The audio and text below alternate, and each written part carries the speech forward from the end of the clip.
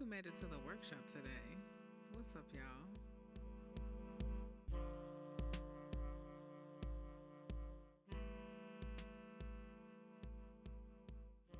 Hey y'all, welcome back to the Emotional Workshop, your forever safe space to chill, feel, and heal. If you're new here, I'm Katera. I'm hella emotional, and I created the workshop for us to have a space to sit in our shadows, reflect on our thoughts, and come out on top. What's up? We back in this thing, episode number 8, numero ocho. We are here in this thing, okay? And we are almost done with season 2, aka the season of self-love, self-help, self-healing. Okay, how y'all feeling? How you feel like you've learned something? Do you feel like you're expanding in some kind of way? Do you feel like you want to know more about yourself?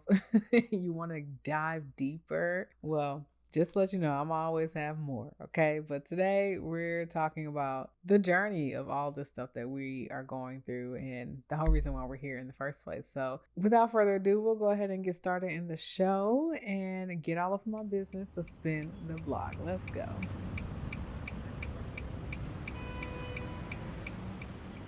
So this week has been cool. Nothing too crazy again, except for work. Work really been trying me, y'all. They really been trying me. And I say that all the time. Like they be trying me, but they don't really be doing nothing specifically to try me. I just be over it. And it's like you be asking me to do anything, you trying me. But one thing with this job, it just feels like nobody really communicates. And then when you do communicate, it's like everyone's like, oh yeah, yeah. Like I was gonna say that. And it's like, no, you weren't. Or she would have said it, you know? And then it's like people kind of dance around issues rather than like actually fixing them. I don't want to say they're not trying to fix them. They are, but I don't know. It just kind of feels like there's a big power struggle in this company, and it looks like it's going to affect me. And I'm just kind of like, yeah, no, that's not going to work for me because y'all don't know me. Like, I'll leave a job. I don't care. It's not that big of a deal to stay here because I'll always find something else. Every time I kind of voice my opinion, because I learned my lesson from my other jobs. It's like closed mouths don't get fed. If you don't say something is an issue for you, then that of course they are not going to change. So I decided let me say it with my chest. Let me speak up and just kind of say, you know, this isn't working for me. I'm not quite sure how to go about this or that, but this thing, the specific situation is not working for me. And I was kind of just told, like, you got to let it roll off your back and you kind of got to just like take it at face value, you know. And I was kind of told that like this person that I'm kind of having an issue with is like, they kind of take the new people through a hazing phase. And I was like, did you hear what just came out your mouth? Did you just hear what you just said to me? Like that does, if anyone was to tell you that you're a new person at a job, how would you feel? Do you feel like you would want to stay there? Especially because it seems to be acceptable to y'all and it seems to just need to be something that rolls off of your back. Like, what? And then even before I got the job, like in all of my interviews, everyone's like, well, the person that you'll be working with, you know, they're basically difficult. In so many words, they said they're difficult. Everyone in the company has worked with this person and, you know, they basically hired the help. Let's just put it that way. They hired the help to kind of handle the things they don't want to deal with, right? Which I mean is a lot of jobs. A lot of jobs hire people from the outside to come do things that they don't want to do or no one in the company wants to do, right? So it just kind of feels like I got the short end of the stick along with another lady who was hired with me. Like we kind of just, well, I can't speak for her, but we both are in the same boat. We got hired to handle, I don't want to say light work because it's not light work. It's really like a lot of work. And it's just like, I understand the people who have been at the company for a long time or who just been there prior to us have had their hand at this, but it also doesn't feel fair for the new people to come in and have to get the most difficult coworker and try to wrangle them in when nobody who's been with the company for however long was able to wrangle them in. And it doesn't make sense because we're trying to learn the company, learn the product, learn all this stuff, but at the same time trying to learn this coworker and how we're going to work with them when everyone else has had their experience with them. And I'm like, okay, if you feel like no one here is a good solution to work with them, then don't we know what the problem is? The problem is not anyone else but this person.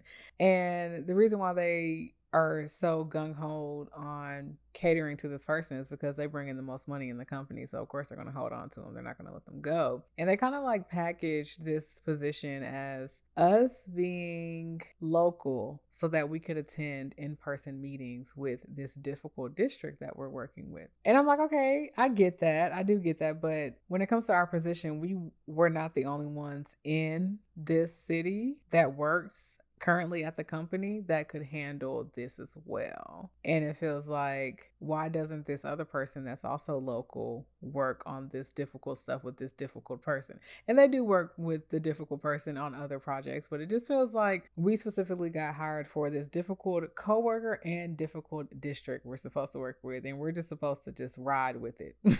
And it's like, I can't say they bamboozled me because they didn't. They definitely told me up in all of the 4 interviews I had that, you know, things are going to go really fast. There's going to be, well, this district that we have are very particular. They're very bougie and they're very difficult to deal with, on top of the person that's on our team that's going to be difficult to deal with as well. But I just didn't realize that all of that on top of all of the work that I have to do on top of it would be so draining. You know, it's like, it's one thing if the job is smooth sailing and I can get the work done in a good amount of time, but it's another thing if I'm always racing the clock, I'm having to stay up late hours, get up early and get this done, and then deal with all the difficult energy. It's just way too much that they're expecting 2 people to try to handle. And honestly, I'm sick of it, but they're just kind of all over the place and the technology is terrible. And like, for us to be at such a fast pace, so you would think the technology would be up to speed with us. And it's just the expectations just aren't aligning with what's been given to us, the resources that we have. So yeah, we've had like a few meetings, and the person that I got hired with, they've been having some issues as well. Like, I had my issues first because I jumped into projects a lot faster because I was well aware of the technology that we were using and the programs that we use, so I didn't have to go through as much training. So the person that I started with, they are, you know, now getting their foot into all of these projects, and they're starting to have a lot of issues with the people that we have to work with.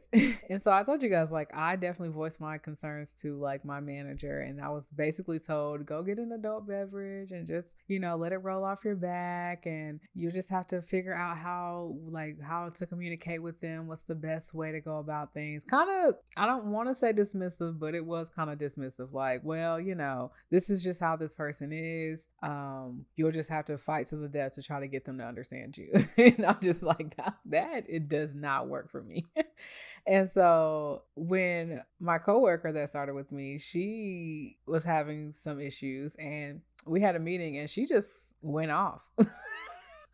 She didn't like get unprofessional or anything like that, but she went off, and she was just telling them like, this is going to work for me, this is not going to work for me.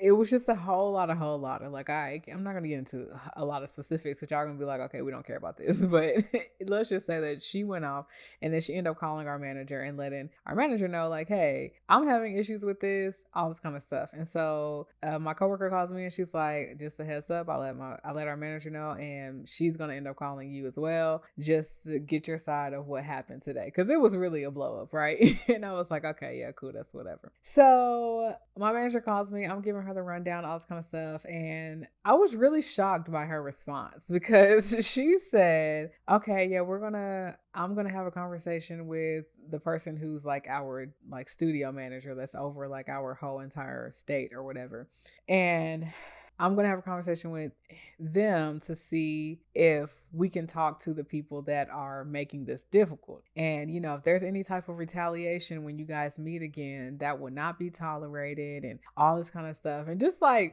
a different tone and energy than what I got when I expressed my frustration and anger, right? And I was like, yo, this is wild. And I can't equate it to like a black and white thing, because it's not that, like a race thing, because my coworker is a black woman just like me, and she complained just like I did after she went off or whatever, but she got a totally different response. And I was just like, I don't know if my manager didn't take me serious or not. I don't know if it's like my age, because my coworker is like well established. Like I think she's in her like early 50s or late 40s. I don't know. It's one of those. And I just turned 30. So I don't know if I'm just not being taken serious or something. I was just like, yo, like I had these same problems, and your response to me was, oh, go get an adult beverage. And like I really do like my manager. I do. And I thought that she was really cool. Maybe that's where we got things mixed up, because we do connect and we talk about spirituality. Like we connect. Like I could see myself being her friend outside of work. But I don't know, maybe that's why she didn't take me serious when I brought it to her or something. But I was just like, I literally told her when I was talking, like I'm like this close to like shipping my computer to Florida and telling y'all that I quit. Like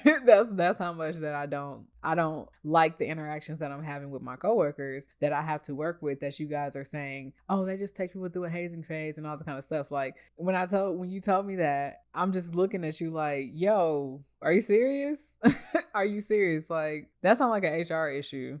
That sounds like I need to go to HR. Because like, if you're not going to help me handle this, and if everyone's just letting this person slide just because they bring in the most money with the company, then you're not going to have employees that want to work with her. And I'm not going to stick around to see how that goes, because that y'all tripping. That's crazy. And I just was really shocked that she was just like, yeah, we're going to have a talk and see if we can talk to this person and all this kind of stuff. And I'm like, what's the difference now? Because both of us have an issue. Now it's serious. I don't know, but they don't understand what's about to hit them when it comes to me, because I'm just not about to be there no more long, not much longer. So I was just like, look, I do what you do. At this point, I don't complain no more. They ask me what's going on. I'm just like, oh yeah, everything's cool. How you liking it? It's okay. You need this thing turned in. Here you go. Here's this, here's that. No more of this camaraderie stuff, because y'all think it's a game when I get friendly. Okay. But the moment that I can't even say the moment I get serious, y'all know what's up, because y'all blew me off when I said something. So that really irritated me. It really did. And I thought really highly of this job before I got burnt out with it. And then to basically have my manager be like, oh, well, you just got to let it roll off your back. Like, what?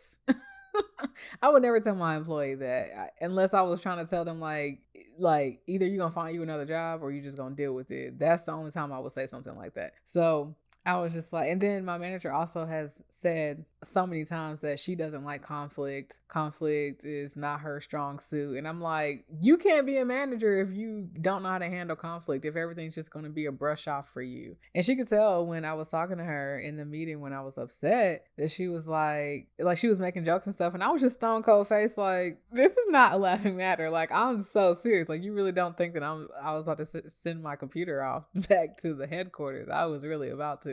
And then when I wasn't like joking and stuff with her, she was like, well, what else is going on? I'm like, I told you. You thought it was a joke. So I don't know what else I can say to you, because you were just trying to tell me to suck it up and deal with it, basically. And in so many cases and so many words, yes, that can be true, but it also needs to be fixed. If y'all had to hire other people to work with this person because everyone else in the company doesn't like working with her, then I don't understand why you would think bringing in new people would make it better. I really don't understand that. So anywho, that's my job at the moment, y'all. Just a little piece of my business and how people got me messed up once again. Maybe this segment should be called How People Have Katera Messed Up segment. Okay? Because I don't understand what it is. I'm just like, I am too nice. I've been told that a lot. Like, you're too nice. I'm like, clearly I am, because people be playing me. They be thinking that this is a laughing matter, and then I'm gone. And they're like, dang, what happened? I'm like, you didn't listen. I told you what it was. You chose to believe otherwise, and now that's on you. I'm so sorry. Okay. So yeah, that has been Spin the Block with Katera. Okay. And we're going to go ahead and get right on over, tiptoe over to a word from the fam, y'all. Let's go.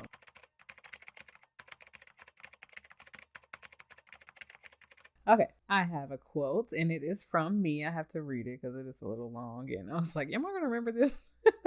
So the quote is, one thing about the healing journey is the day you start healing a wound, you commit to a lifelong process towards the health of that wound. Okay. When you start healing, I just don't believe there's a such thing as healed, like past tense. Like I healed this and now I'm moving on. I feel like you can heal little aspects of this and that, but as you as a total person, you can't classify yourself as healed. You can just say, I am on a healing journey. I heal every day. I have great healing resources and experiences that I can lean back on and use in my everyday life, right?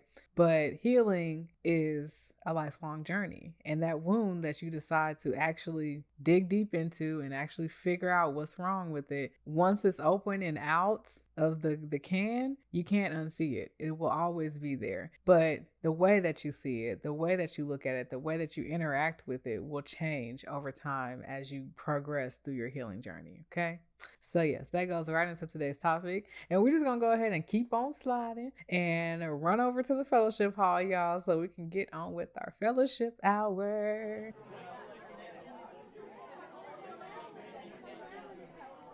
So like I was saying in a word from the fam, healing is a lifelong journey. It's something that continues throughout your life once you decide that that's what you want to do and that's how you want to grow in your life. Healing is just commonly misunderstood as a one and done type process. And I hear it all the time, especially on social media. People are like, I healed through this, I healed through that. I'm like, little do you know, you're going to wake up tomorrow and be healing from something else, okay? And it's not to be pessimistic or anything about it. It's just the truth. It's just you learn how to move on with your traumas and triggers. You don't just delete them because you're healing through them. You're learning how to use them in different settings, how to use them as tools in the future for yourself. So because this journey is a lifelong journey and it's going to continue, the wounds that you're healing right now are only preparing you for new situations and new triggers that are going to come up in your life as you progress through your life. And when you are faced with those new situations and triggers, then you'll have these tools that you use to heal this wound that you had now in the past. Whenever you had it, you'll have those experiences and tools to use in the future. The healing journey really should be seen as something that helps you in the future and doesn't hurt you. Because really, if you're deciding to dig deep into something, that means you want better for yourself. You want to work through the hurt, work through the pain, so that in the future, you're not just messing up your life because you are just a hurt being trying to figure out what's next in your life, right? So always view your healing journey as something that's going to help you in the future, even if it hurts right now, because it's definitely probably not feeling the best. So to me, healing comes in different stages, just like grief, just like different things in your life. And I have broken down the healing journey into 6 stages. So I'm going to read off the 6 stages and then we're going to dive deep into them. So number 1 is the experience phase. Number 2 is the acknowledgement phase. Number 3 is the emotional stage. Number 4 is the isolation stage. Number 5 is the forgiveness stage. And number 6 is the choice phase. Okay, so let's go ahead and go through all of these because I think I did a good job breaking it down. Okay. So number 1, the experience phase. This is where you actually experience the trauma and the hurt. And it can be a lot of different things. We all know what trauma looks like, what triggers look like. You experience something that hurts your feelings and leaves a mark and an imprint on you in some kind of way that also affects your day-to-day actions, judgments, moves, perspective, whatever it might be. There's something that comes in and kind of shakes you up. So number 2, we go ahead and we move on. It might take some years for you to get out of phase 1, because when you experience something, sometimes you block it out and you don't want to think about it. And it can take you a long time to come to phase 2, which is the acknowledgement phase. And that is recognizing that there's an issue, seeing that, okay, this trauma, this hurt that I experience it has done a number on me. And I am recognizing that in the way that it's showing up in my everyday life. The things that I'm doing are always pointing back to this one thing. I've evaluated my situations, my actions, the cause and effect of some things that I have done. And every time it goes back to this thing. So I need to go ahead and acknowledge this and recognize that it is the issue. So after you start to acknowledge it, you automatically go into an emotional phase, which is number 3. And that is when you feel an array of emotions. It can be so many different emotions. It can be high, low, whatever. You can feel sad, mad, hurt, guilty, disbelief, relief, confused, shocked, numb. Like there's just so many ways you can feel about the things that you experienced. And now that you're acknowledging them and understanding that they are the root issue of something, it can definitely take you in a different place that you're not really expecting. So in the phases of 2 and 3, you start to communicate with people that cause this trauma and hurt, or you start to acknowledge that they are the ones who kind of had a hand in your trauma and hurt, if anyone else is involved. Sometimes it might not have anyone involved, sometimes it does, but more times than not, it is someone involved in there. So in between the acknowledgement phase and the emotional phase, you're in this place of, okay, now that I've come to terms with this person needs to know how I feel, or this person needs to understand how they made me feel, or whatever the case may be. Let me go ahead and communicate that. Now that's very hard because some people like to skip that part and just be like, I acknowledged it, I had my emotions about it, I'm gonna go on with my life and continue my healing journey, which is okay. You can do that too, and it still works. You can still heal through and keep living your life even if you don't communicate to those who you feel hurt you. But it does help if you're able to have some kind of conversation to see if you can get to an understanding with one another, because if you just leave it unsaid, then you're kind of making assumptions of what that person might do for you, with you, whatever the case is. And we don't want to do that. It could end up so much better than what we're perceiving it may be. And then on the other side of things, it can end up a lot worse than we're thinking it can be. So it's really your choice if you want to acknowledge someone or tell someone how they made you feel during that. But I do feel like it is one of those crucial steps in healing. But that's, like I said, it's just not for everyone. Not everyone is going to take that step of communicating to that person, because number one, they might know that person's not trying to hear it. And number two, it might hurt a person even more to try to communicate that and expect something to come out of it and nothing comes out of it. So if you're the person that feels like you are always going to long and wonder about what this person's reaction or response would be to you if you were to say something, then I feel like I encourage you to say something to them. But if you're the type that's like, I'm good not talking to them, I'm good not expressing this, because anytime I have tried to express anything, it didn't go well, then I encourage you to just keep moving through the phases and the stages of your healing journey. So then when you're in your emotional phase, you kind of dibble into the next phase, which is the isolation phase. And then you kind of just go strictly into your isolation phase. So when you're in isolation, you're emotional because you don't know what to think anymore. You don't know who to trust. You're just like, now that the rose-colored glasses are off of me, now that I can see clearly, I don't know what's real and what's fake. Like, I know what I see, and I know that really had me messed up, but now I don't know who to trust. Now I feel like everybody is up for examination. And how am I supposed to move forward when this person betrayed me in this way, or this situation really hurt me? Like, how can I shield myself from experiencing that again? You go through that and you're questioning yourself and just trying to get to the root issue of how we got here, but also how can I prevent this from happening again? Which to me, you can't really predict how to prevent it from happening. You can just notice the flags when they pop up, and then you can make your choice and move in the directions that's going to fit best for you. But you're always going to be faced with these situations that are always a ground for potential hurt. Going through this healing journey is going to teach you how to deal with it when it pops up again, because your commitment to your healing journey is always going to be tested. So you got to be ready so you don't have to repeat all of this again and just continue to work on the same issues when you could go ahead and just tackle it now. So when they pop up later, you are understanding where things are coming from, if you're triggered or trauma is popping up, and you're understanding how you need to respond and what your next move needs to be. So the isolation phase can be very long. Okay, people go into isolation for years sometimes. Some people don't ever come out, but some people go into isolation for a long time trying to just figure out what's for them and what's not for them. And it takes a while to get to this next phase, which is the forgiveness phase. Some people never even reach that phase. They just kind of be like, you know what, I'm just going to brush this off, move on with my life. And if I see them again, it's on sight. You know what I'm saying?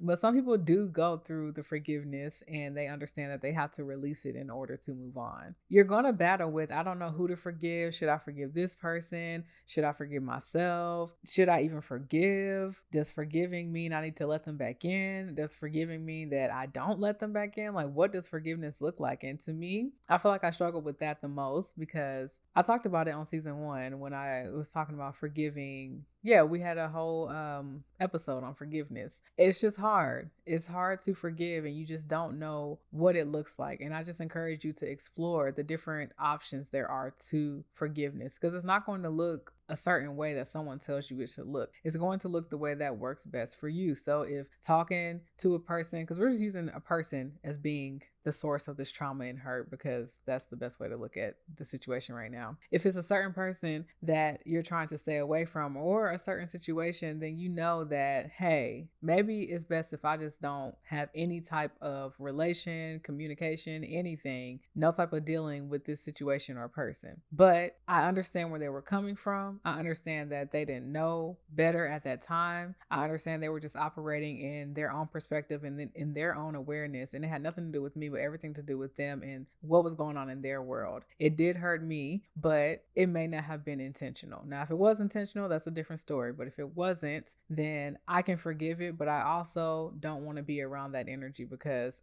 that's just, they got a lot of growing to do. Let's put it that way, right? Then that's what forgiveness could look like for you. If it's someone that you feel like, you know what, I don't have to be like all cut of communication, because I'm always have my boundary up. So therefore we can still communicate, but they just won't be in my life as close as they were before. They'll be at arm's length, no bad blood. When I see you, what's up? And when I don't see you, it's all love. It's nothing crazy. That's another way that forgiveness will look. So you just have to explore it for yourself and see what works for you and your boundaries and the things you're looking for out of your relationships and your experiences in life. That's the only way you're going to get to that answer. One thing I want to make extremely clear is that you cannot successfully make it through a healing journey or heal from a certain situation and be stronger in that situation if you cannot emit forgiveness in your heart. You know what I'm saying? If you cannot show forgiveness for whatever situation that came to you, even if it's something so heinous that you're just like, that I will never forgive anybody for that ever in my life, you will forever be healing from this thing, because at some point you have to let it go to grow. And if you continue to hold on to it and you continue to hold on to that hate and the stories you keep replaying, how you were hurt over and over in your head, you're never going to release it, and you're going to have all this baggage, and it's going to show up in your relationships and your different experiences, the way that you operate at work, the way that you just talk to somebody off the street. Like, it's going to show up until you release it. And once you release it, that means you've forgiven the situation. So you cannot skip phase 5 of forgiveness and just think that you can just coast on through and you're good. Like, no, it's going to show up and it's going to show its ass. Okay. It really is. And you're going to wish that you had a better control and handle on the situations in your life. But since you wanted to skip past that and just think that you let it go, but you really didn't let it go, it's going to come up and it is going to tell all of your dirty laundry, honey. It's going to tell it. And when you can't forgive, you'll find yourself stuck in that emotional phase, in that isolation phase. You won't be making more connections because your triggers and traumas that you aren't willing to forgive and let go of and make peace with are continuing to lead your daily decisions. So you're not making fruitful connections. You're not attracting the right people in your life. You're not attracting the right opportunities in your life. So you're just stuck in this phase of being emotional and just having a pity party, really, alone. And that's just, it's so sad. Like, you'll be so happier if you were to find a way to make peace with it and to move on. But no one's saying that is easy. It is not easy to just forgive and let go of things. I promise you, it's taken me a very long time to get over things. I think after about a year of something that really, really hurt my feelings has passed by. It hasn't been a year. It's been about a year and a half by now. Like, yeah, a year and a half ago, my feelings were hurt to the max, you guys. Like, hurt. Like, I haven't been this hurt in a very long time. I haven't been this hurt since like 2015. Okay.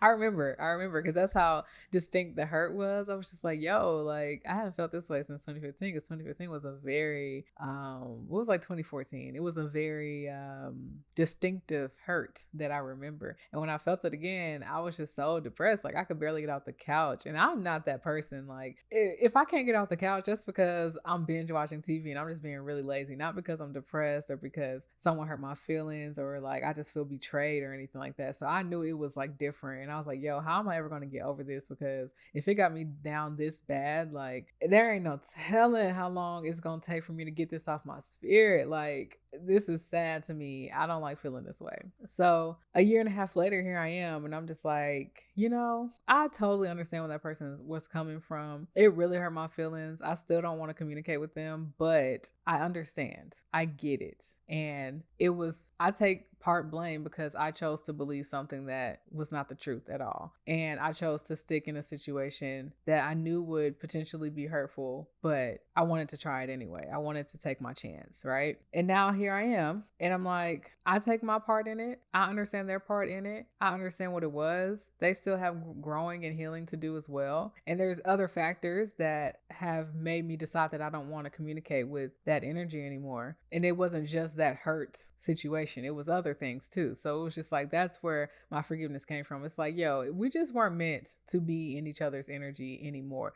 During that time period, yes, we had a lot of things to learn. We learned through each other and everything like that. But now it's like, I'm in a different space. They're in a different space. I can move on and forgive, but I also know that I have to keep the boundary up of no communication. It would behoove me to allow that energy back in my life just for the sake of me forgiving them, me being like, I understand, I know you weren't trying to hurt me and everything like that. Your actions just did hurt me. So we could be friends. That would be nice. But I also know that I'm in my healing journey as well. I'm working through things. And even though I have forgiven and I can let go and I can understand, I also don't need to be wrapped up in anyone's web again. I need to have my own discernment and I need to have my own different experiences because I've experienced that energy before. And every time I've experienced it, it's always been the same. It's never really given anything different. So that's where my decision came from. Just to give you guys an example of me and my experiences as what forgiveness looks like and how I have to keep my boundaries up. But for some people, they can be like, I forgive you. We can be cool. And if you try some shady shit on me or you try to like pull me back into your web, it ain't gonna be none of that because I'm gonna nip it right then. Like I'm gonna be like, no, we just friends type shit or whatever. If I can have boundaries with you and you can be mature about it and understand the way that I'm understanding, then cool. Like I probably will let you back in my life. But 9 times out of 10, the people that I've cut out and inserted my boundaries with, when I allow them back in, they think that the boundaries are gone. And it's exhausting communicating your boundaries over and over and over and over to the same people. And it's like, yes, I'm going to have to get comfortable with communicating my boundaries to people all the time, but I shouldn't have to tell you more than so many times. Like I understand if I have to remind you and keep it in the forefront of your mind, but in the same breath, I don't need to keep telling you. Like if I keep telling you, then that means that you're not taking what I'm saying seriously. And that means at this point, I need to just cut you off so you can understand how serious it is, right? So that's what forgiveness looks like. It gets messy, and sometimes people look at your actions like, oh, you still hurt. If you weren't still hurt, we could still be friends or whatever. And it's like, that's not true. That's not true. It's the fact that you're not taking what I'm saying seriously. You think it's all fun and games because I let you back in. So you have to look at your situations that way and see, does this person deserve forgiveness? Do I deserve forgiveness? And the answer is always going to be yes. The answer is always going to be yes. Everyone in the situation deserves forgiveness because we're all just here trying to figure it out, right? The biggest question is, does this person deserve to be in my life in any kind of capacity? And that's always for you to figure out. And that's for you to look back on the trajectory of the trauma and the triggers and just your past and your history with any situation in person, and to understand, hey, this might be for me, this might not be for me. And this can go the same for jobs and career paths and different communities you may be in. Like if there are certain things that have happened and you're like, should I go back to that? It's just like, probably not. You understand, you forgive the situation, you understand where everyone was coming from, or why the situation happened the way that it did, or why this work thing happened the way it did. But you also are like, I think I'm gonna go in a different direction. I think I'm gonna keep that boundary where it's at and not allow it back into my life. Or if I keep my boundary up and I allow it back in, then I know when is the right time to move forward. It can be applied to so many different things in your healing journey, not just people. So that automatically just leads me right into the last part of the healing journey, which is the choice phase. And that's when I already said, you look at all the things, all the history and everything, and you look at how these people react to your boundaries and how they act to the request of you being treated a certain way by them. And if they have a problem with it and everything like that, then you know what choice to make. But you're always faced with a choice. So for some examples, some additional examples, when you're thinking about forgiving, it can look like, for the choice phase, it can look like, I forgive you, but I'm cutting you out of my life. Okay. I forgive you, but I'm going to keep you at arm's length. I forgive you, but you won't have access to every part of my life. Or it can look like, I forgive you and we can move forward and see how this relationship can continue, or see how this situation will work. Okay. It can just look so many different ways, and that's just up to you. It's whatever works for you, whatever is going to withhold your boundaries, your healing, and your self-worth. You know, you really have to look at that stuff. If you've been on this hamster wheel continuously with other people, then you definitely just want to make sure, is this just a cycle that I'm repeating, or is this something that can be worked on? Is this just an honest mistake? Is this something that I need to choose me for, or is this something that I need to choose this relationship or this situation for? That's literally up to you. No one can tell you yes or no. You have to meditate and contemplate on all of that. So there's some things, well, okay, this is the example part of me in my life, of course. Right now, there's been things that have transpired in my life that I'm not ready to share with the world because I'm still very hurt about them. I'm really in my emotional and isolation phase. I haven't talked about it at all on any of these episodes because I'm not ready to. I'm in my emotional phase, like I said, and I'm kind of in what can I say? I'm kind of in the feeling of shock. It's really shock. It's shock and anger at some points, and sadness. Yeah, it's sad, angry, and shocked because there are some events that transpired in my life, like in the past 2-3, not even 2-3 weeks. What is, like, maybe a month and a, no, what day is it? It's August. It's been about 2 months now. Yeah, I'm still upset about it because this one thing that happened opened up a whole can of worms, and I was like, what? I felt like I was just slapped in the face, and like all this stuff just started happening, and I was like, are we sure? Am I tripping? I'm not tripping. That sucks. I'm not tripping. So yeah, I'm not going to get into detail about it. I do have another example, but I just wanted to elaborate on that one, that I definitely am in my phase of just isolating myself and being in my emotions, because it really, really, really, really hurt my feelings. And it was something that I just didn't see coming. I just didn't see it. And I didn't think that this was my life. There's been signs of it all of my life though. And now that I see it clearly, I'm just like, wow. So yeah, that's what I have for y'all on that example. Y'all probably will hear about it maybe next season or something like that, but I'm just not in that phase of forgiveness or choice. I mean, I feel like I'm in the phase of choice, but it's like I can't really be in the phase of choice until I really forgive the situation and not make a decision from such an angry and shocked and sad place. So I'm just trying to take it one day at a time. And some days I just don't even think about it. So, but I'm going to make my way through one of these days.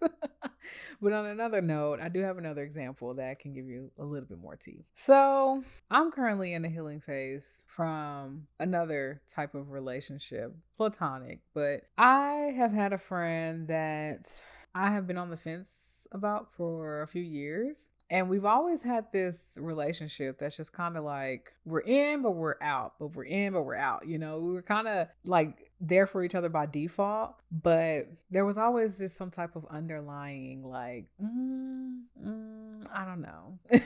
I'm not sure. I'm just not quite sure. And I'm the type of person that I don't like to sit on energy. If I'm not sure about something, I'm just going to say it with my chest. And I've had many breakups with this friend before. Like, we've not been friends so many times. And mainly because I've said something like, you know what, I just feel like our friendship isn't flourishing that way. I feel like we're growing in different ways. Like, I'm always the one to kind of break it off, but I was always the one to also be like, okay, like, let's stop tripping. Let's just be friends. It was always me on both things, right? And I don't like that because I feel like I'm the only one speaking the truth.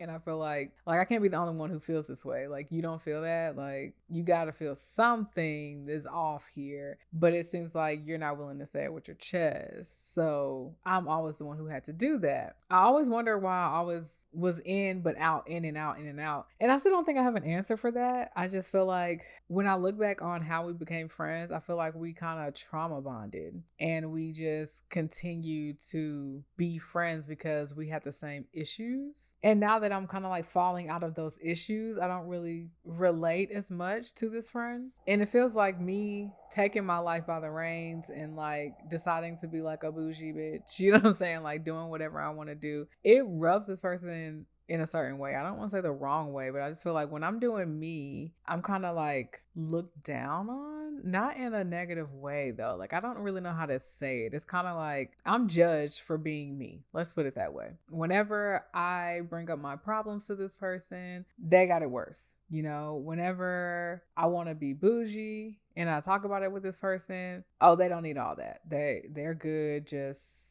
not being bougie or whatever. And I'm like, I get it. You can have your preference. You can whatever. You can have your story. But it's like, at what point do I get to show up in the relationship without judgment? At what point do you accept me for me instead of thinking that I'm taking life for granted because I want to do certain things in my life, or that certain people have made me upset because I've had such a grand life compared to yours? Then I'm not allowed to talk about my experiences, or I'm not allowed to feel down about my experiences. And not to say this person is like, you can't feel this way. Like, no, for sure. Like, they haven't said that or anything like that. But you know how you feel when you're around people who act that way, or kind of just don't see the importance in your daily struggles because of the life or the upbringing that you had growing up was better than theirs. So they feel like you got it good. We all have experienced that, whether you're the person who's done that or the person who has experienced that.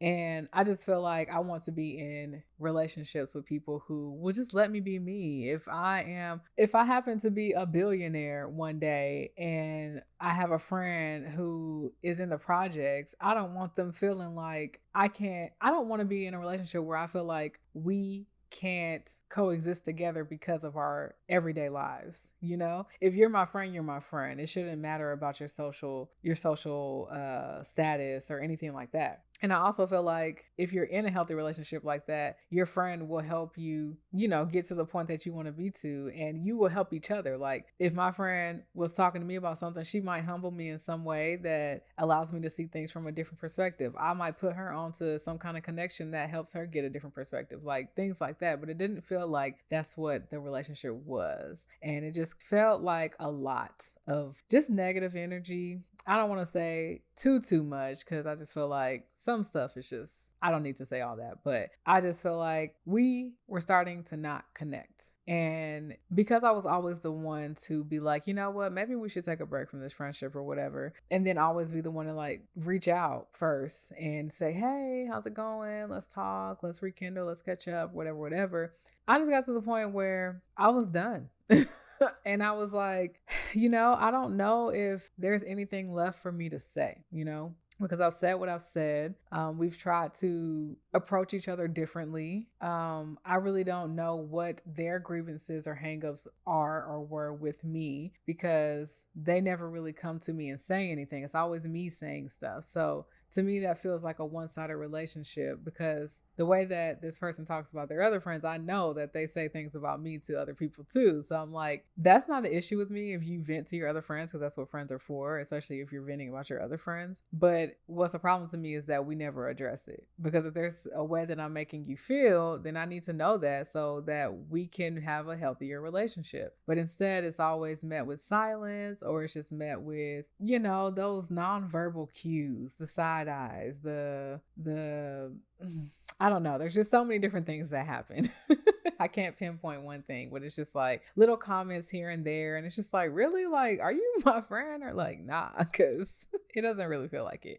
And so there was one situation where we linked up, and I just could feel like it was our last time probably linking up for a while, or maybe ever. I don't know. But it just felt like, this might be done. This might be done because there's nothing else I can say. And if I say anything else, you're going to start to feel that I don't accept you as you are. And that might be true. It might be true on my half. I have to be honest. Like, just the way that they don't necessarily accept me 100% without allowing their triggers and traumas to come up and say, well, I had it hard or whatever the case is. It's the same way that I might look at their stuff like, well, I'm doing this, I'm doing that. I made a way for myself and all this kind of stuff. And I still appreciate you and your journey. But I also feel like, what can I do? What can I say? What's going on here? Because it feels forced. It feels fake. It feels like we're not saying a lot of things that needs to be said.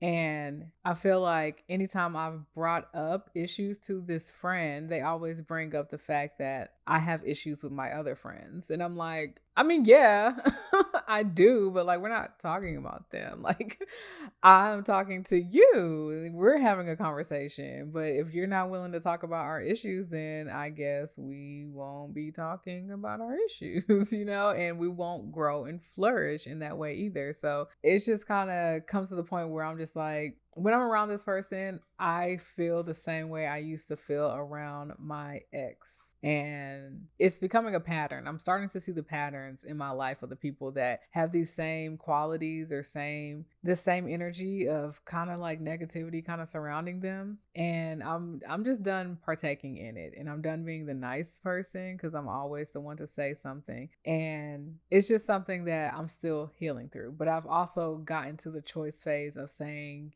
I understand where you were coming from. I understand that we live totally different lives and we have totally different perspectives, but I also understand that I want different relationships. And to me, if we continue the way that we are, to me, it feels fake. And I also don't want to be the only one bringing up how I feel about things whenever I feel them, because I know for a fact that you feel the same way, because when I do bring these situations up, then everything that you felt about how I've acted towards you comes out. So I hate to be the person to always open the gates for communication, and I don't want it to be so one-sided. So I kind of took myself after feeling those emotions in the emotional phase, because first I experienced it through the trajectory of our friendship. Then I acknowledged, there's a problem. I acknowledged it many times, and then, the breakups to make up friendships or whatever. Then I went through the emotional phase, and this last time I was in the emotional phase and the isolation phase. Like, I'm still in the isolation phase. I'm like, I don't really want to engage in this relationship because I just don't see how it benefits either one of us. It just kind of feels one-sided, and it feels as if negativity surrounds this connection and the people that I choose to be around that feel like this connection, And I'm like, I just don't want to invite that in anymore. I just kind of want to be in a better space, especially when it comes to that whole one-sided feeling too. If I wanted to be one-sided, I'll just be all myself, right?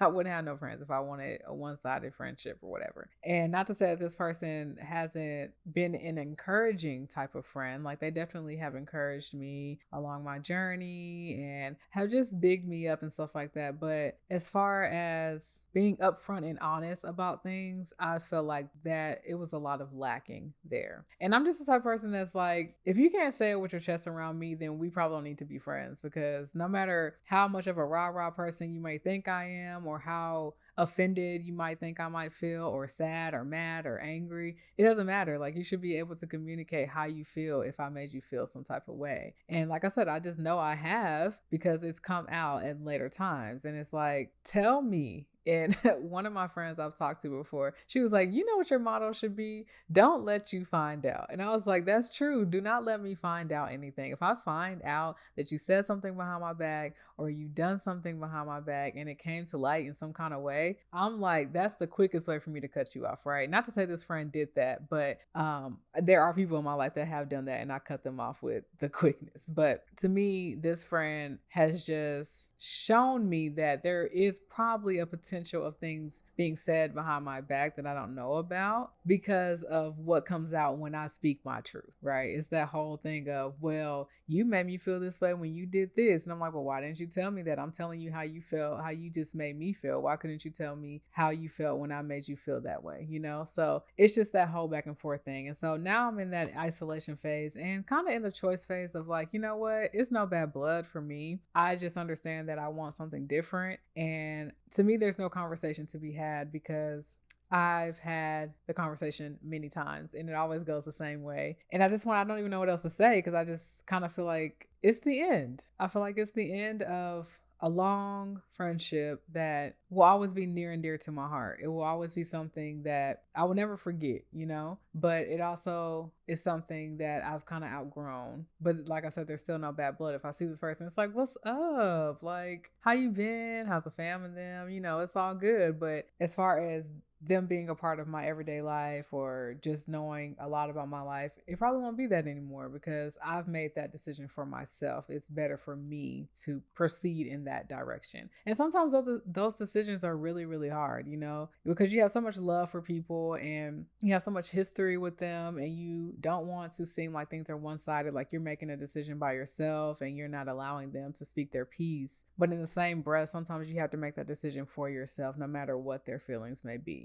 So yeah, you guys, that's one of my examples, and that was a long one, so it was emotional because, you know, nobody likes to go through any type of breakup, and friend breakups just feel really, really sad, you know.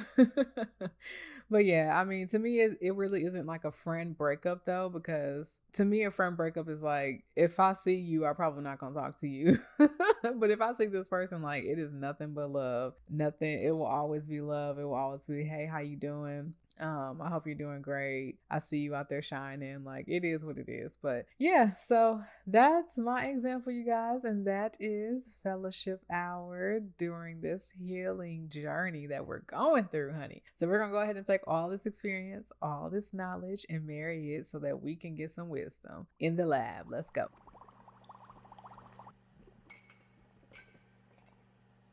All right, so in the lab today, we have number 1, list 1 or 2 things you are currently healing from. Let's get it down on paper. Let's write it down. It's emotional. Y'all saw me, 5 seconds ago, processing my thoughts and my feelings. It's not easy, but let's write it down. Let's identify them. Number 2, let's evaluate what stage of healing you are currently in for this particular situation or situations. Okay, take a step back and evaluate which stage you're in. Let's go through the stages again. We have the experience phase, the acknowledgement phase, the emotional phase, the isolation phase, the forgiveness phase, and the choice phase. Which one are you in with these situations that you have written down in number 1? All right, number 3, what is the next step on your healing journey and are you ready to take it? Why or why not? Okay, are you ready to move on to that next phase? If you're in the acknowledgement phase, are you ready to move on to the emotional phase? If you're in the isolation phase, are you ready to move on to the forgiveness phase? What stage you in and are you ready, baby? Are you ready? And number 4, looking back on previous healing journeys, what helped you in the past that can help you now, right? Look back on the things that you actively worked through and you're in a better space in them today. Look back on those and see how you got through that and see what worked, what didn't work, and how can they help you today, all right? So you guys know what time it is. It's time to really meditate today because, honey, this was a little emotional. I'm not going to lie on the emotional workshop, but I was a little sad talking about this. I'm not going to lie at all. So we're going to go ahead and take a real moment because we need a chill pill and head on over to our meditation segment.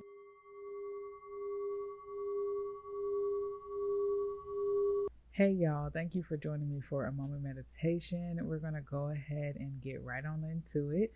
If you have not been a part of a meditation with me before, I go through a method for about a minute. It's like a breathing technique.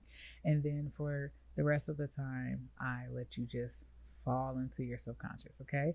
So the method that I go through is called the EAR method that I created. It stands for E, embrace. So you're going to embrace your thoughts while you're inhaling a breath. A is for accept. So you're going to hold your breath and accept the thoughts that have come in. And then R is for release. You're going to release your thoughts as you exhale the breath that we inhaled and held. Okay.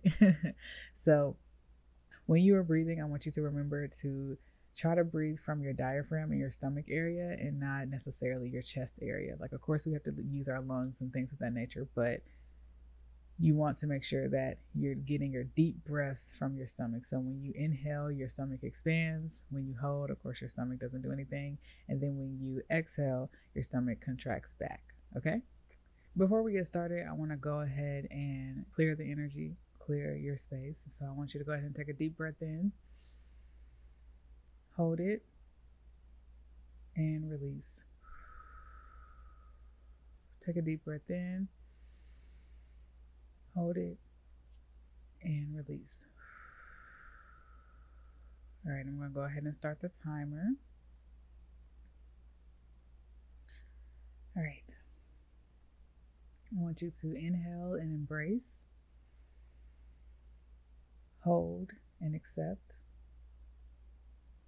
exhale and release. Inhale and embrace, hold and accept, exhale and release. Inhale and embrace, hold and accept, exhale and release. Inhale and embrace, hold and accept, exhale and release. Inhale and embrace, hold and accept, exhale and release. Inhale and embrace, hold and accept, exhale and release. One more time. Inhale and embrace, hold and accept, exhale and release. The rest of the time will be for you to dive into your subconscious, all right?